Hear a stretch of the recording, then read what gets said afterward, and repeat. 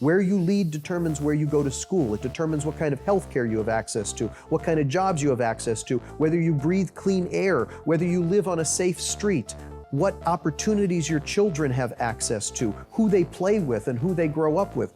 All of these things are determined by where you buy that house.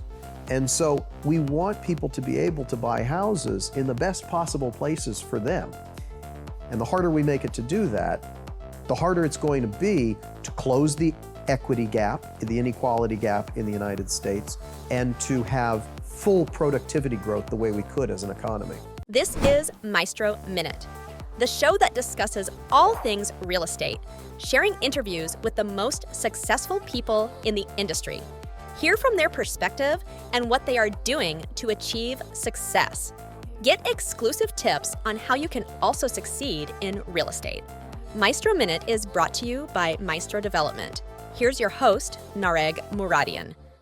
Let's talk a little bit about investment. Yeah. Institutional investors and the housing market. Yeah. Where are we at on that? So this has been a huge shift ever since the end of the Great Recession. Institutional investors, and by that I mean, well, a lot of people who don't like them will call them corporate landlords, right? Big companies, Wall Street firms. Could be private equity firms, could be REITs. REITs tend to be publicly traded real estate investment trusts. These big companies have been buying up single-family housing across the United States. It used to be that we knew we had large landlords in multifamily because who can afford to build a 20-floor structure? It's going to be a big investor. But why would the big companies be buying up one house at a time? There aren't much economies of scale in that. That has changed for a couple of reasons over the last 15 years or so. One reason is because of technology. Technology has made it easier to scale up that business. Now a property manager can manage hundreds of single-family homes throughout an entire region, and they don't have to visit each one on a regular basis. They can set up different types of technology to monitor what's going on, and they can have a centralized system that every tenant can log into when they need maintenance. Your pipe bursts? Great. You want to tell the landlord, file this right here, and within 12 hours, we will have a truck at your house solving that problem. Not every company works that well, but the better ones, that's what they're doing that tenants seem to like. And we've heard a lot of good customer service experiences from the companies who've made those technological advances. The other thing that's changed is the affordability crisis. It started with foreclosures. We had all these properties that people had bought during the housing bubble in the early 2000s. They got kicked out of through the foreclosure process. They're sitting on the market as distressed properties, and Wall Street realized this is our chance. We can gobble them up for cheap. And even if we don't plan to be landlords for very long, we can at least sell them for a profit a year or two from now. But what they discovered was even better than flipping them is becoming a landlord and turning them into rental properties, because with the affordability crisis, we're now in an era where millions of Americans would like to be homeowners, but they can't afford it. So they need another option. And they have a family, they have reasons why they would want to have a nice big house. So why aren't there more houses available to rent? And these companies filled that need quite well, I might say. Now, it's become very controversial because as they've accumulated more and more houses, it starts to look like they're developing market power. It starts to look like my neighborhood is controlled by Wall Street. It's a very scary prospect, right? One thing that we've always liked about our housing markets, most of us, is that they're competitive. That may not be the best thing in the world when you're trying to buy a house, but if you are a tenant, you want a competitive market because it keeps the landlords from raising your prices. If they develop market power, they can act like monopolies. You don't want that. The fear here is that Wall Street is going to start to turn housing into a monopoly type market. So a lot of good economists have started to try to measure this in the last few years. The good news is that the amount of homes that these companies own are still very, very, very small compared to the size of the housing stock. They do not own nearly enough homes to have pricing power throughout the United States. Is it like under 10%? Yes, it is. Yeah. It depends how you define institutional landlord, but if we're talking about the REITs, the really big companies, yes. Now, you might there's a great report by a couple friends of mine, Ingrid Gould-Ellen at NYU and Laurie Goodman, who's at the Urban Institute, and they kind of break down all the landlords into categories where they call the small landlords, the medium size, the big ones, and then they have the mega investors. Right. The mega investors are the ones that a lot of people are concerned about, and they're the ones that really don't have a big market share. But if you start to include the medium-sized landlords and all that, then you do get, there's a lot of investment ownership out there, but they're not the big companies that you might think they are. There's positives and negatives to this, obviously. In some neighborhoods, they might have a little bit of pricing power if they buy up a lot of homes just within a particular neighborhood. But against that, you got to balance that they also bring a lot of positives to the neighborhood. So there's published research recently that shows that when they come into these neighborhoods, crime rates go down because they invest in things like more safety, they invest in things like increasing street light density so the neighborhood feels safer. The better landlords, and I'm not saying that all of them are good, but the better landlords do bring positive things to try to attract tenants. They're not stupid, right? They want to provide an experience that tenants are willing to pay for. And so, a lot of them are filling a need.